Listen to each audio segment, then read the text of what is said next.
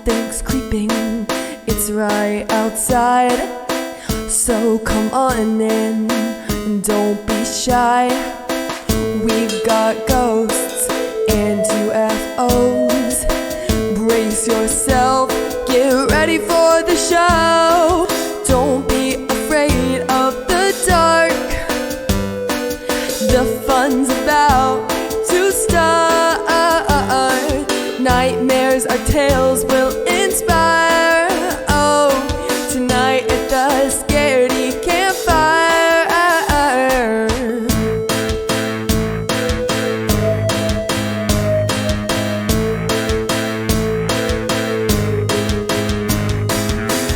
Have you heard tell of a demon next door? Or maybe a cryptid on the lake shore? There's nothing too strange for us here. So if you're ready, stamp out your fear. Don't be afraid of the dark. The fun's about to start. Nightmares our tales will inspire. Tonight at the Scaredy Campfire. Whoa, whoa.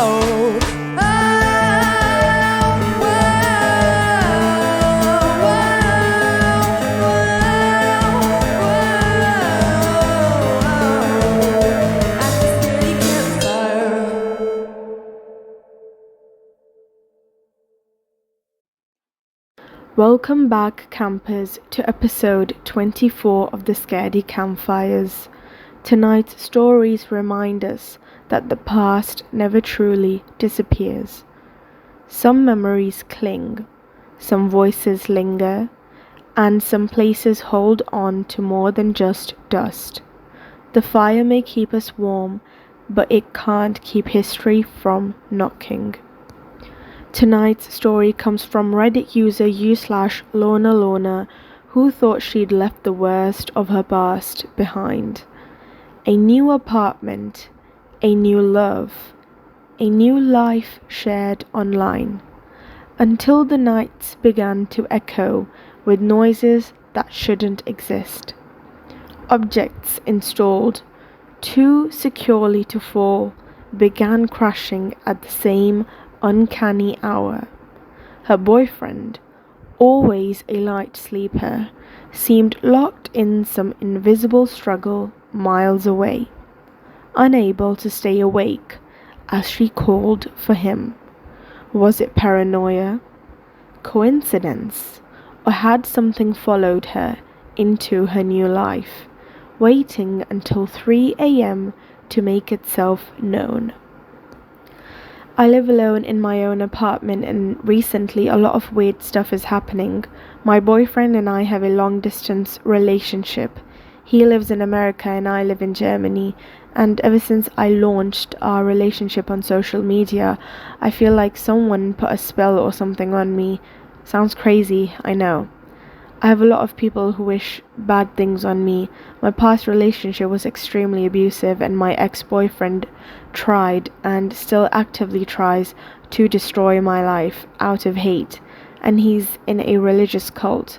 So some people definitely have a motive, but let me explain. One thing happened about 4 weeks ago. I was half asleep in the middle of the night when I woke up to an extremely loud noise in my apartment. It was so loud, my heart was racing. I immediately tried to call my boyfriend's name. We call every night and fall asleep on the phone together, and he didn't react. I checked the time and it was exactly 3 a.m., not 3:01, exactly 3 a.m.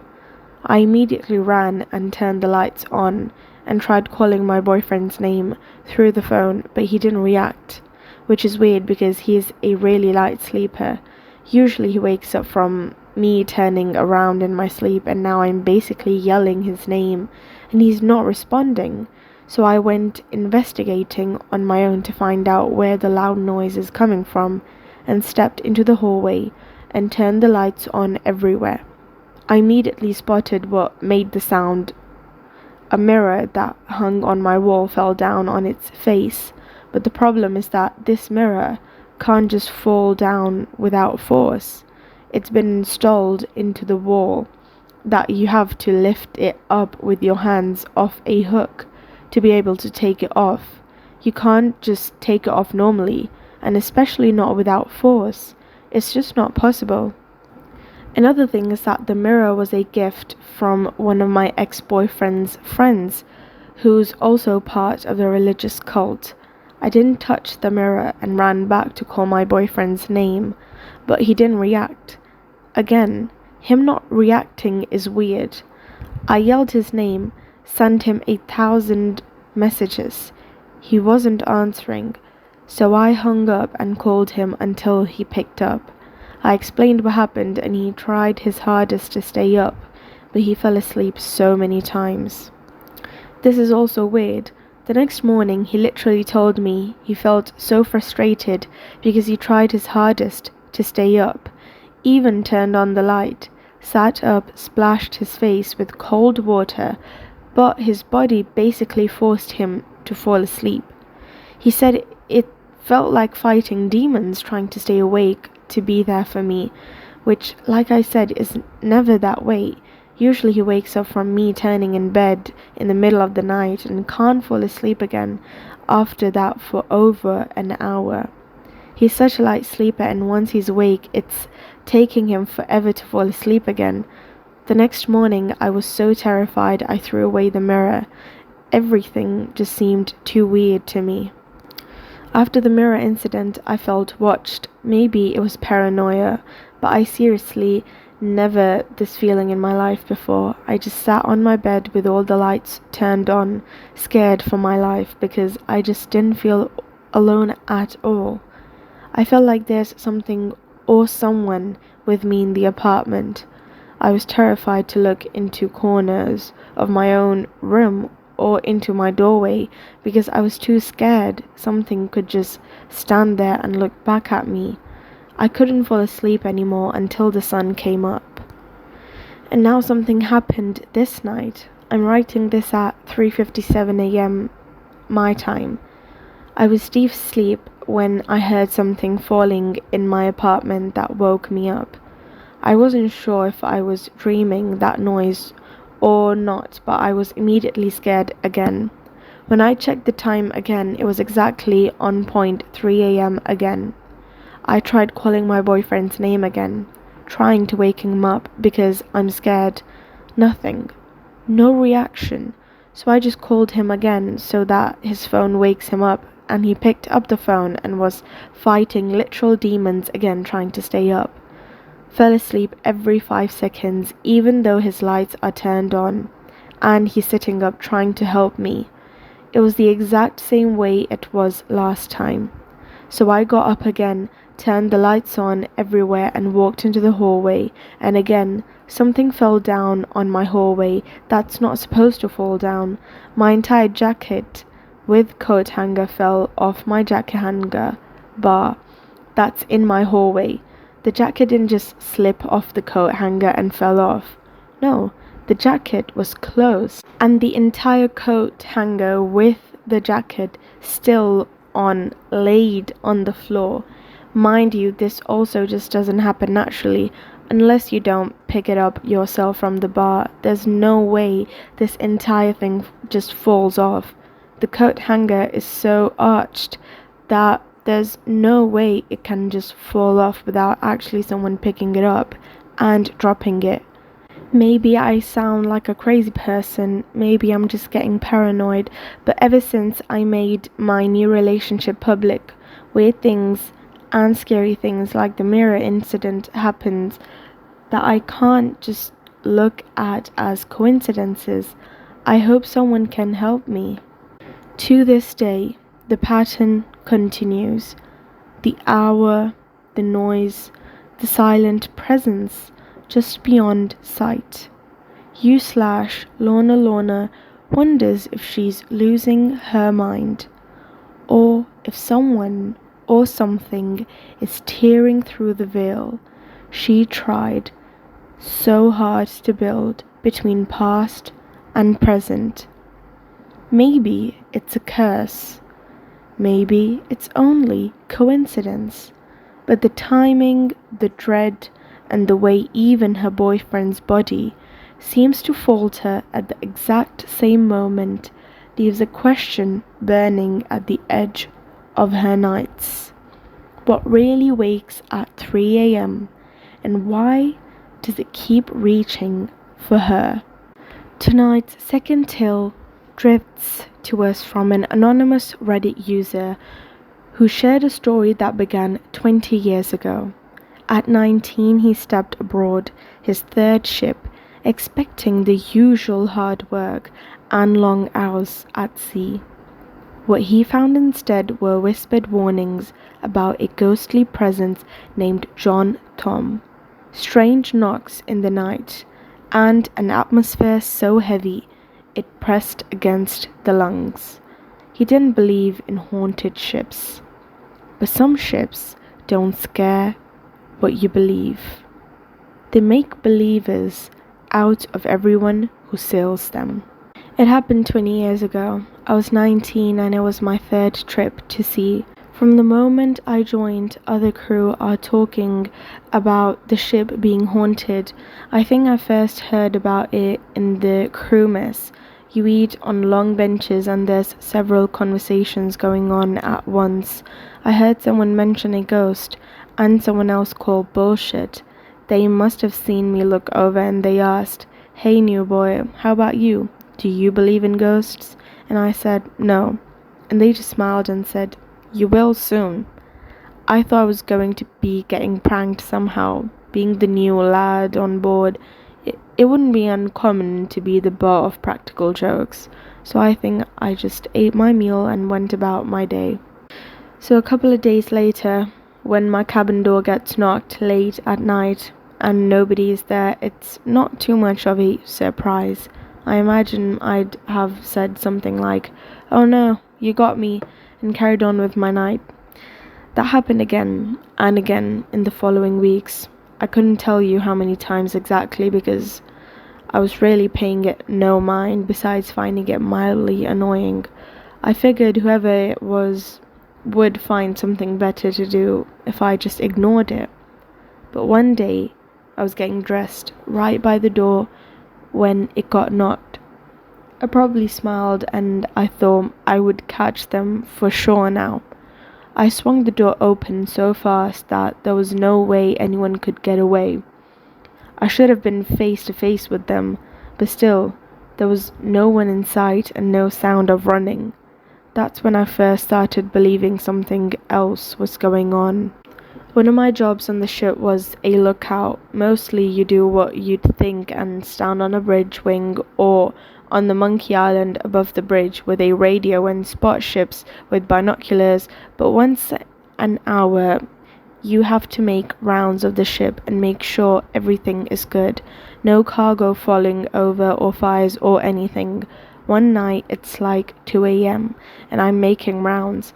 I walk around through the laundry, which is down below the waterline.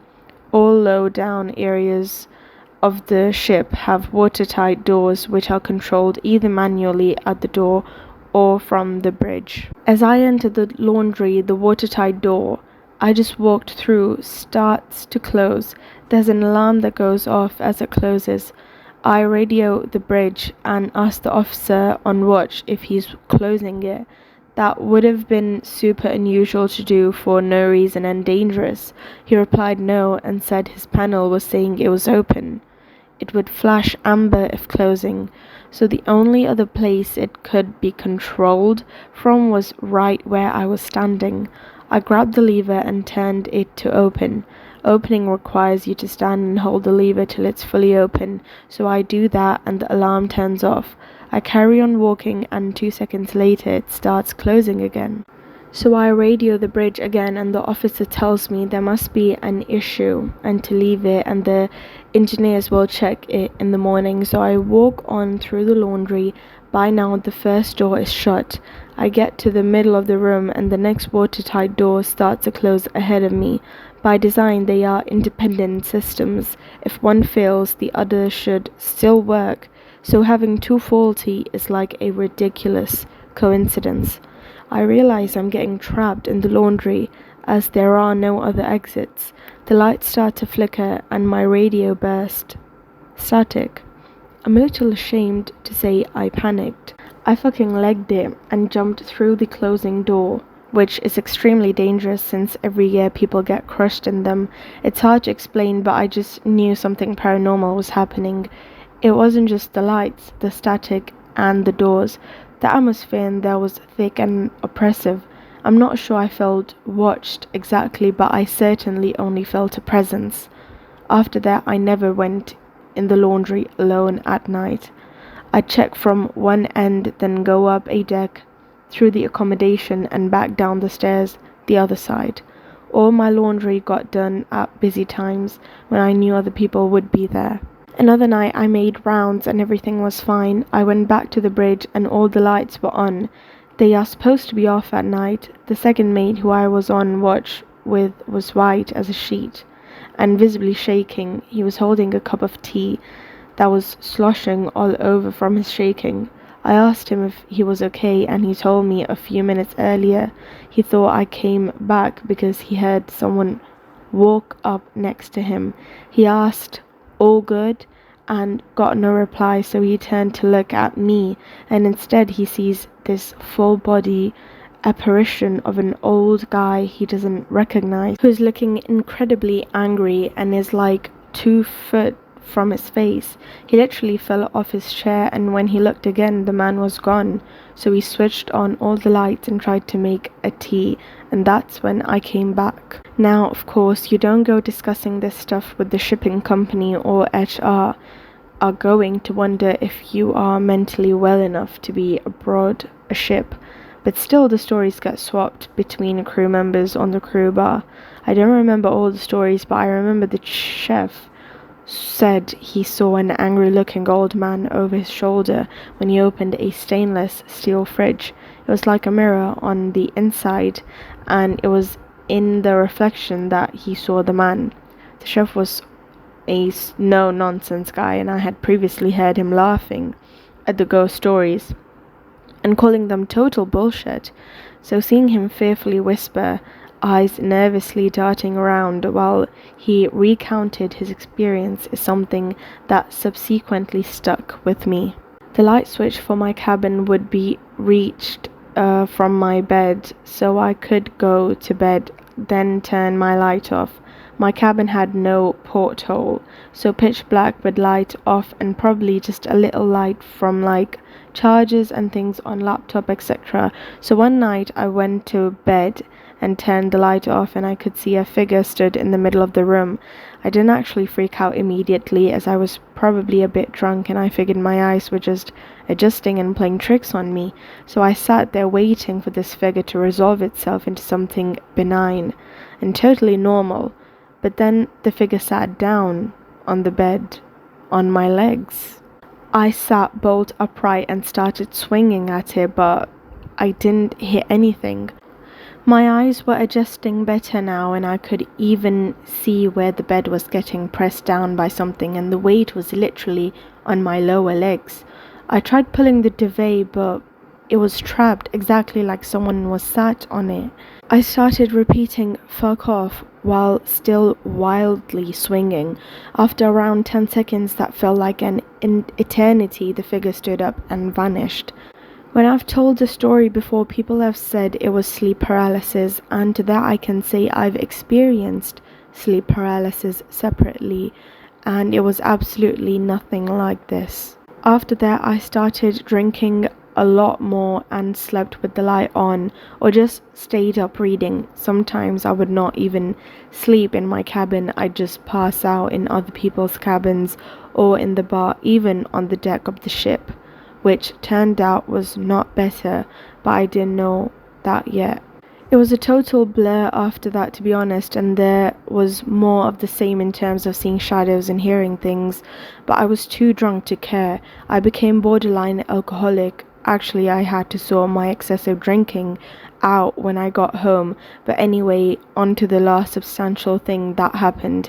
Some new crew joined the ship, and late One night, me and the second mate are telling them all the shit that we've seen, and you can tell they don't believe a word of it, but they are humoring us, nodding along and smiling as if we tell them ghost stories. There were 5 of us, and it was super late, like between 2 to 4 a.m. because I basically lived in the bar by this point. We're halfway through a story, and one of the guys is like, "What's the ghost's name again?"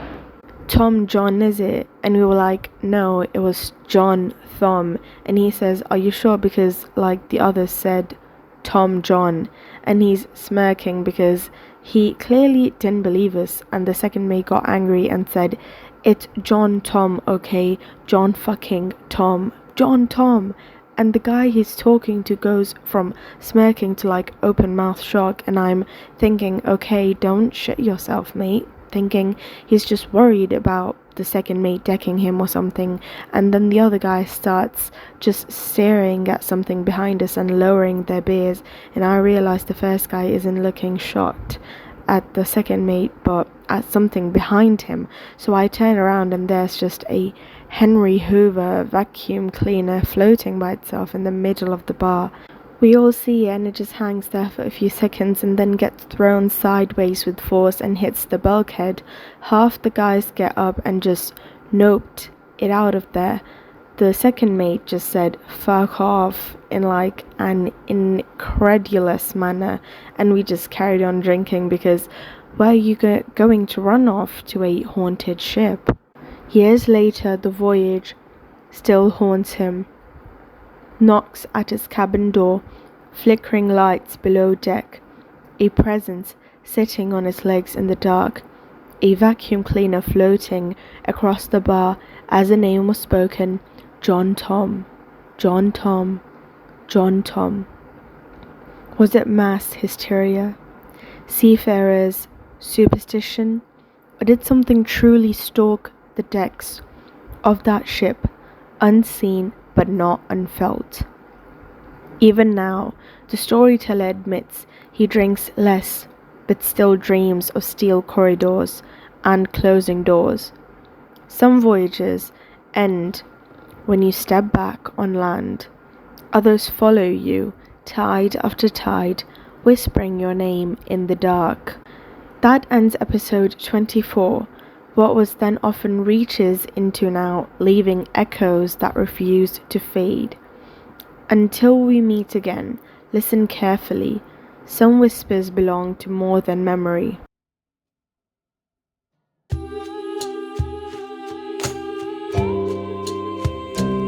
As the night gets longer and the darkness creeps in, with the eerie silence broken only by whispering wind, come gather round the fire, the flickering flames, and hear the tales of the spooky and the strange. A chill up your back, a shiver up your spine. You'll be haunted by the things that you find. Legends will unfold and stories will be told at the scale